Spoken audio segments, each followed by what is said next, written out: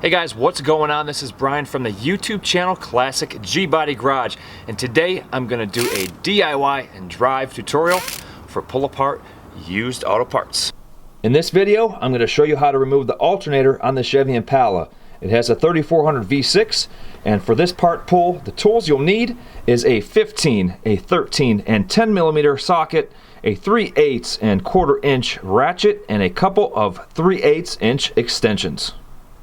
So here's where the alternator is located. It's held on by a couple of bolts on the back side, one here on the front, and of course the belt itself. So in order to remove the belt, the tensioner, which is holding the belt on, is located down towards the center of the engine. And you're going to remove the tension of the belt by pivoting the tensioner with your 3/8 inch ratchet. And there is a square hole located on the front of the tensioner right here, and that will fit a 3/8 inch ratchet. And let me go ahead and grab that, and we'll pivot this tensioner and remove the tension off of the belt so we can get that removed. Alright, so in order to remove the belt, I need to remove the tension on the tensioner, and the tensioner is located here on the front. So I grab my 1/2 inch breaker bar with a 3/8 inch extension on it, put it on the hole in the front of the tensioner, and just lift up on the tensioner, and that's going to release tension on the belt. Then you go ahead and remove the belt.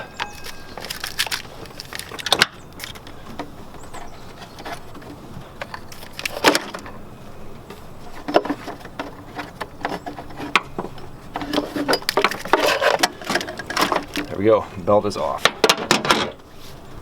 Alright, I have the belt off, and the alternator now is held on by a couple of 15 millimeter bolts on the back side, 2 of them on the back side, and there's one 15 millimeter bolt right here on the front. We have the main power source right here, which is held on by a 13 millimeter bolt, and then once we get this front bolt out, it's going to come out and hit the overflow jug right here, so we're going to want to remove that, and that's held on with 2 10 millimeter bolts here on top. So I got the tools laid out here, and let me start getting these bolts off of this alternator and see if we can get it removed.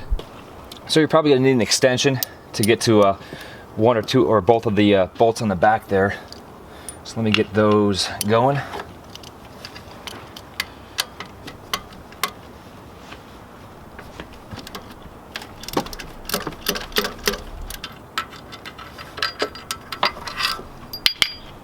One bolt out. And a little tip, you always want to hang on to the bolts that you're removing, because you never know when you might need them. And the second bolt back here.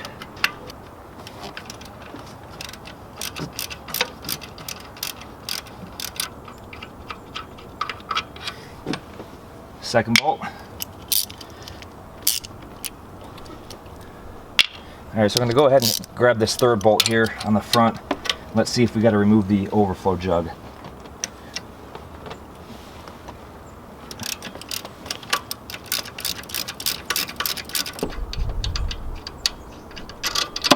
Yep, so this front bolt hits the overflow jug, so I'm going to go ahead and grab my 10 millimeter and get that removed.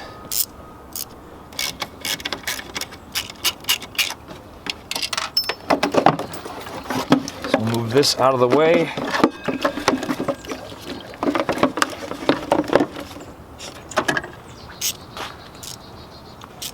And so now hopefully we'll be able to get this bolt. There we go. So that one's out. So we have the front bolt out, the 2 back bolts. The alternator is loose. So let me go ahead and grab my 13 millimeter and remove the plug there on the top, the wire.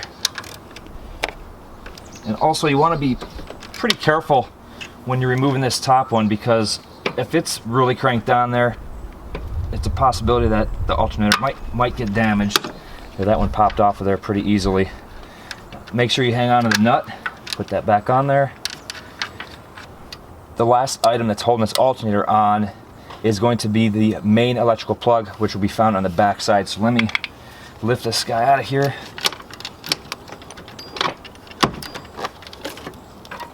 And there's the plug on the back side. So go ahead and lift up on the tab and pull the plug out there. The alternator is removed. All right, got the alternator removed off of the Chevy Impala.